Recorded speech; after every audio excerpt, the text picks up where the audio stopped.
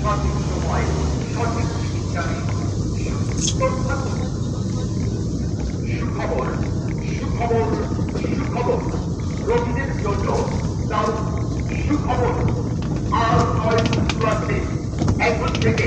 হাসপাতাল ডায়াগনস্টিক সেন্টারে রোগী দেখবেন doctor S W Faisal Ahmed doctor S W Faisal Ahmed MBBS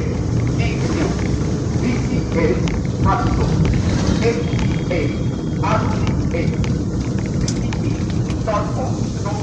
ও এনার্জি